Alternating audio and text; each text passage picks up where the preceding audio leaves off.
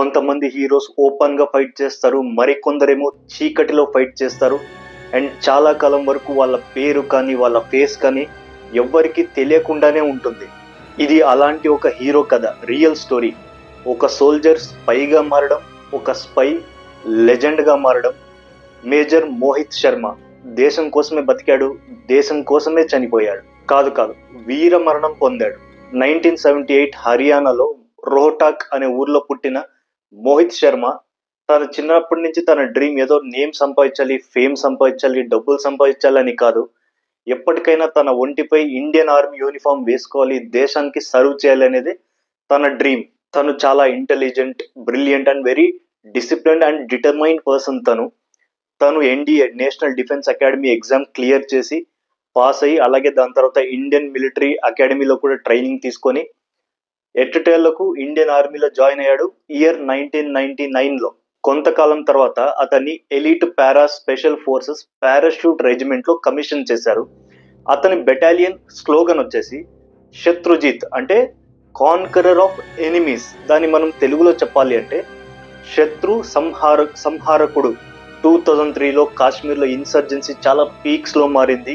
Militants చాలా ఫ్రీగా open గా తిరగడం మొదలు పెట్టారు. ఈవెన్ ప్రజల్లో కలిసిపోయారు.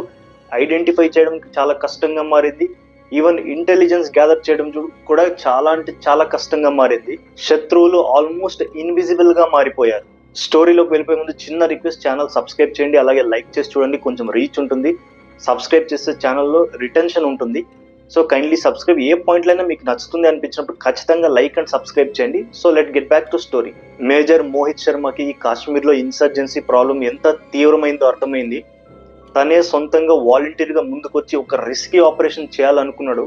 ఇది ఎంత రిస్కీ ఆపరేషన్ అంటే ఈవెన్ ఇండియన్ ఆర్మీలో ఉన్న సీనియర్ ఆఫీసర్స్ కూడా స్టార్టింగ్లో దీనికి గ్రీన్ సిగ్నల్ ఇవ్వడానికి చాలా సంకోచించారు. మేజర్ మోహిత్ శర్మ ప్లాన్ ఏంటి అంటే తను ఒక అండర్ కవర్ ఆపరేషన్ చేసి టెర్రర్ క్యాంప్ని ఇన్ఫిల్ట్రేట్ చేసి, అంటే అందులో వెళ్ళి వాళ్ళలో ఒక మనిషిలాగా బతికి వాళ్ళ నమ్మకాన్ని గెలుచుకొని మెల్లగా ఆ టెర్రర్ క్యాంప్ని మొత్తం డిస్ట్రాయ్ చేయాలని తన ప్లాన్. అండ్ అందులో భాగంగానే తనకంటూ ఒక నకిలీ పేరు పెట్టుకున్నాడు. మేజర్ మోహిత్ శర్మ తనకి పెట్టుకున్న నకిలీ పేరు ఏంటంటే ఇఫ్తికార్ భట్. ఆర్మీ ఆఫీషియల్స్ నుంచి గ్రీన్ సిగ్నల్ రాగానే మోహిత్ శర్మ గడ్డం పెంచడం మొదలు పెట్టాడు. ఈవెన్ డ్రెస్సింగ్ స్టైల్ మార్చాడు. లోకల్ కాశ్మీరీ డ్రెస్సులు వేసుకోవడం మొదలు పెట్టాడు. ఈవెన్ అక్కడ లోకల్ భాష కూడా నేర్చుకున్నాడు. ఈవెన్ అందులో భాగంగా ఖురాన్ కూడా నేర్చుకున్నాడు. తను లోకల్ యాస కూడా నేర్చుకున్నాడు కాశ్మీర్లో. అండ్ సడన్ గా ఒకరోజు మేజర్ మోహిత్ శర్మ తన యూనిట్ నుంచి కనపడకుండా పోయాడు, అంటే మాయమైపోయాడు. అఫీషియల్ గా మేజర్ మోహిత్ శర్మ కనపడట్లేదు. ఆపరేషన్ అండర్ కవర్ స్టార్ట్ అయింది. అంటే మన మేజర్ మోహిత్ శర్మ అంటే ఇప్పుడు ఇఫ్తికార్ భట్ ఉగ్రవాదుల దగ్గరికి వెళ్ళి వాళ్ళతో ఒక ఫేక్ స్టోరీ చెప్పాడు. అంటే మా అన్నయ్యని ఇండియన్ ఆర్మీ వాళ్ళు 3 years బ్యాక్ చంపేశారు, నేను ఇండియన్ ఆర్మీపై పగ తీర్చుకోవాలి, నన్ను కూడా మీలో చేర్చుకోండి, నేను ఫైట్ చేస్తాను అని. సో మెల్లిగా ఉగ్రవాదులు కూడా నమ్మడం మొదలు పెట్టారు. స్టార్టింగే నమ్మలేదు, బట్ ఇమీడియట్ గా కాకపోయినా నెమ్మదిగా నమ్మడం మొదలు పెట్టారు. కొన్ని నెలల పాటు మోహిత్ శర్మ అలియాస్ ఇఫ్తికార్ భట్ ఆ ఉగ్రవాదులతోనే ట్రైనింగ్ చేశాడు, వాళ్ళతోనే కలిసి భోజనం చేశాడు, వాళ్ళతోనే జోక్స్ వేశాడు. వాళ్ళ నమ్మకాన్ని గెలుచుకోవడంలో సీరియస్ ఎఫర్ట్స్ పెట్టాడు Mohit Sharma. Indian army soldiers పై అటాక్ చేసిన ఆ ఉగ్రవాదులతోనే కలిసి కూర్చొని వాళ్ళపై పీకల్లోతు కోపం ఉన్న ఆ కోపాన్ని మొత్తం దిగమింగి వాళ్ళతో స్నేహంగా నటిస్తూ ఉన్నాడు. ఎందుకంటే ఫర్ ఎ బిగ్గర్ గోల్.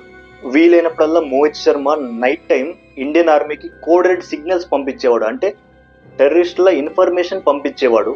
ఆ ఇన్ఫర్మేషన్ హెల్ప్ తో ఇండియన్ ఆర్మీ ఈ ఉగ్రవాదుల సప్లై లైన్ ఏదైతుందో చైన్ వాల్ అది డ్యామేజ్ చేయడం మొదలు పెట్టారు. వాళ్ళ వెపన్ స్టాక్స్ ని డ్యామేజ్ చేయడం మొదలు పెట్టారు.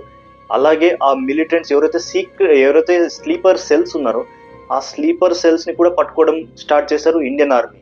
తను ఇచ్చిన ఇన్ఫర్మేషన్ ద్వారా టాప్ లెవెల్ టెర్రర్ కమాండర్స్ ఎవరైతే ఉంటారో వాళ్ళని కూడా ప్రిసైజ్ అటాక్ చేసి ఆర్మీ వాళ్ళు లేపడం మొదలు పెట్టారు. ఇది ఈవెన్ పాకిస్తానీ హ్యాండ్లర్స్ కూడా చాలా సర్ప్రైజ్ చేసింది. ఈ అటాక్స్ అన్ని వరుస పెట్టి ఇలా వాళ్ళని టాప్ కమాండర్స్ అన్ని లేచిపోవడంతో, సప్లై లైన్ డ్యామేజ్ అవడంతో వాళ్ళకు కూడా ఒక డౌట్ వచ్చింది. ఖచ్చితంగా మనలోనే ఎవరో బ్లాక్ షీప్ ఉన్నారు, ఎవరో ఇండియన్ ఆర్మీకి ఇన్ఫర్మేషన్ లీక్ చేస్తున్నారు అనే అనుమానం అయితే వాళ్ళలో కూడా గట్టిగానే వచ్చింది. అందులో భాగంగా ఆ ఉగ్రవాదులు మోహిత్ శర్మను కూడా అనుమానించడం మొదలు పెట్టారు. కానీ తెలివైన మోహిత్ శర్మ తన కూల్నెస్ తో, కామ్నెస్ తో అండ్ ఇంటెలిజెన్స్ తో ఎప్పుడైతే వాళ్ళు ఇతనిపై అనుమానించారో ఇతను మెల్లిగా వేరే వాళ్ళపై ఆ అనుమానాన్ని డైవర్ట్ చేయడం మొదలు పెట్టారు. ఎక్కడ కూడా వాళ్ళకి డౌట్ వచ్చేది కాదు తనపై. అంత స్మార్ట్ గా మూవ్ చేయడం మొదలు పెట్టాడు Mohit Sharma. And for a one final shot Mohit Sharma Indian ఆర్మీని గైడ్ చేశాడు. ఏ గ్రూప్ లో అయితే మోహిత్ శర్మ చేరాడో ఇఫ్తికార్ భట్ గా, అదే గ్రూప్ లో ఉన్న మొత్తం గ్రూప్ ని ఒకే దగ్గర లేపేయడానికి ఇండియన్ ఆర్మీని గైడ్ చేశారు. అండ్ ఫైనల్లీ మొత్తం అందరినీ ఒకే చోటు లేపేశారు. మిగతా ఉగ్రవాదుల దృష్టిలో ఇఫ్తికార్ భట్ అనే వ్యక్తి ఇండియన్ ఆర్మీ చేసిన అటాక్ లో చనిపోయాడు. కానీ తెలియని నిజం ఏంటి అంటే, ఇఫ్తికార్ భట్ అంటే మన మోహిత్ శర్మ సేఫ్ గా అక్కడి నుంచి తప్పించుకొని గెలుపుతో, ఒక పెద్ద విక్టరీతో ఇండియన్ ఆర్మీ బేస్ కి వెనక్కి వచ్చేసాడు. ఎప్పుడైతే ఇండియన్ ఆర్మీ బేస్ లో ఇండియన్ ఆర్మీ సోల్జర్స్ మోహిత్ శర్మను చూసారో వాళ్ళు కూడా చాలా షాక్ అయ్యారు. ఎందుకంటే ఆర్మీలో 99% మెంబర్స్ కి ఆపరేషన్ గురించి తెలియదు. కేవలం ఒక ఇద్దరు ముగ్గురు సీనియర్ ఆఫీసర్స్ కి తప్ప ఎవరికి ఈ ఆపరేషన్ గురించి ఏ మాత్రం ఐడియా లేదు. అంత రిస్కీ అండ్ కాన్ఫిడెన్షియల్ ఆపరేషన్ ఇది. దాని తర్వాత మోహిత్ శర్మ గారికి మెడల్స్ కానీ పాపులారిటీ కానీ ఇవన్నీ వస్తూ ఉంటే తను వేటిని కూడా తను యాక్సెప్ట్ చేయలేదు. తను ఒకటే, నాకు ఏ మెడల్స్ వద్దు, ఏ పేరు వద్దు, నేను కేవలం నా డ్యూటీ చేశాను అని చెప్పి తర్వాత ఆయన నెక్స్ట్ టఫర్ మిషన్స్ కోసం ట్రైనింగ్ కి వెళ్లారు. చాలా త్వరగానే తను ఒక లెజెండ్ గా మారిపోయాడు. పారా ఎస్ఎఫ్ బెటాలియన్ లో తన కథ చాలా వేగంగా పాకడం మొదలు పెట్టింది. ఎందుకంటే ఒక ఎనిమీ టెరిటరీలోకి వెళ్ళడం అంటే ఎనిమీ లైన్ దాటి వెళ్ళడం, వాళ్ళతో ఉండటం, వాళ్ళనే మట్టు పెట్టడం అండ్ సేఫ్ గా తిరిగి రావడం, ఒక హీరోలా తిరిగి రావడం, ఇట్స్ నాట్ ఏ జాక్. ఇది చాలా పెద్ద మిషన్. ఇది తెలిసిన ఆ బెటాలియన్ పారా ఎస్ఎఫ్ లో అందరి మధ్యలో తను ఒక లెజెండ్ గా మారాడు. ఇయర్ 2009 లో కుప్వారా డిస్టిక్ ఏదైతే జమ్మూ కాశ్మీర్ లో ఉందో అక్కడ మేజర్ మోహిత్ శర్మ తనతో పాటు కొంతమంది స్మాల్ టీమ్ ఏదైతే కమాండోస్ ఉన్నారో వాళ్ళని లీడ్ చేస్తూ ఒక ఆపరేషన్ కి వెళ్తున్నాడు.